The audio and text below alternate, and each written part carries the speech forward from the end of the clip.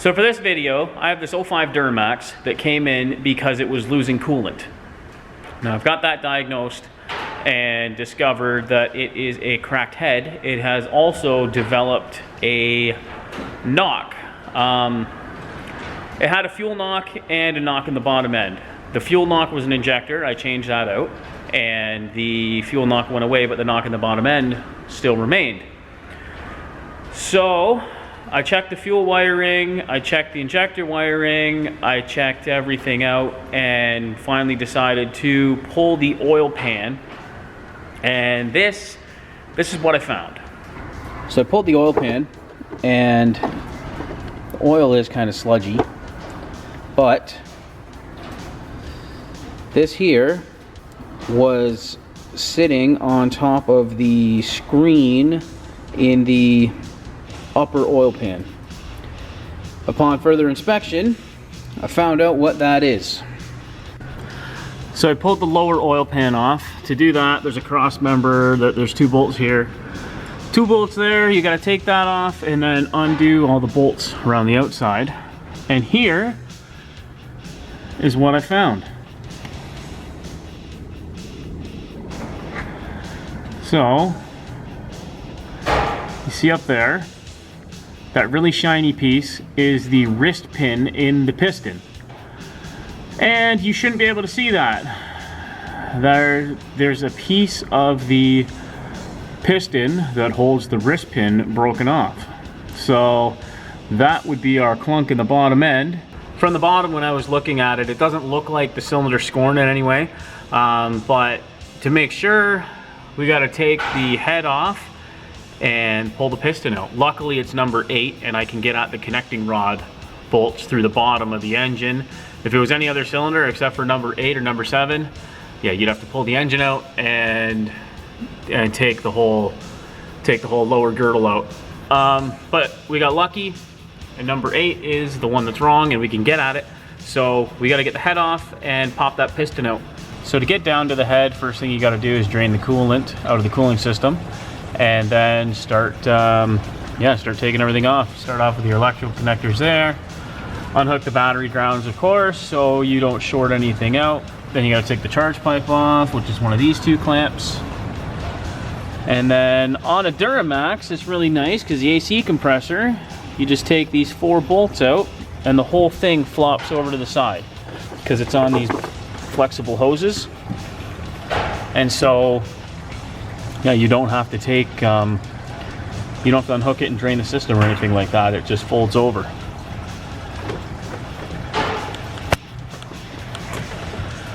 And then once you get down to where you can start taking the injectors and stuff off, the injectors have to come out, the return line has to come off, upper valve cover comes off, lower valve cover comes off, valve train comes out, and then this one's got ARP studs in it, so you got to take those out and undo the exhaust manifold, and then the head will come off.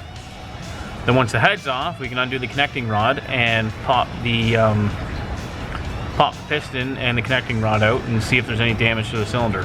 Hopefully there's not. If there's not, we can just hone it with like a ball hone wheel on a drill and put a new set of rings and a piston in, and then put it all back together.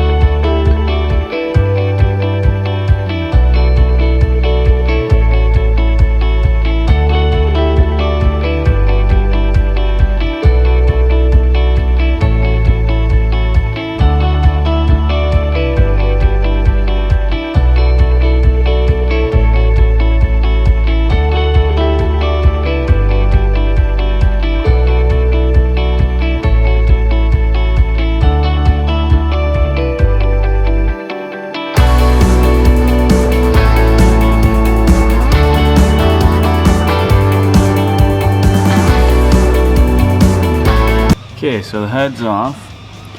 You see that cylinder right there?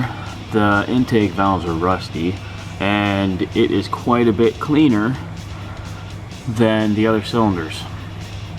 So basically that means that cylinder's been steam cleaned from coolant getting in there.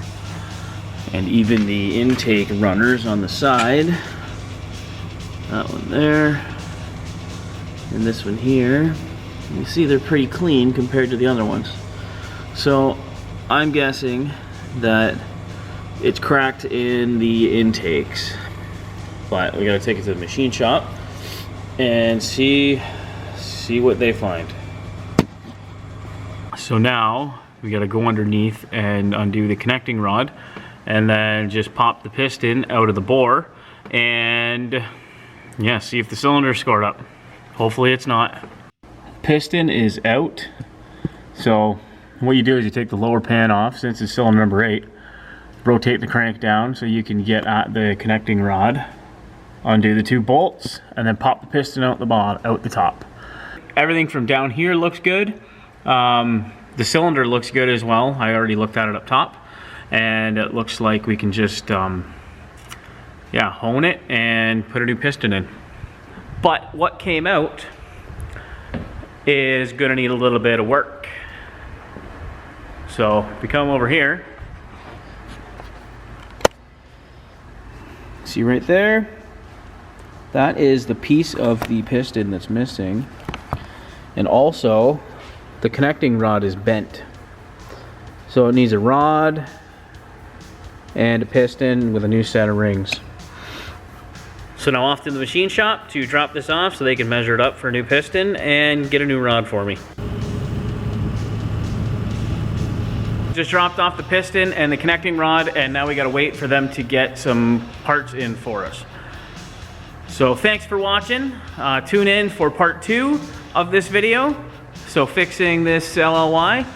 Part 2 will be the piston install. So don't forget to subscribe on YouTube, like us on Facebook, and follow us on Instagram. Thanks for watching, and we'll talk to you later.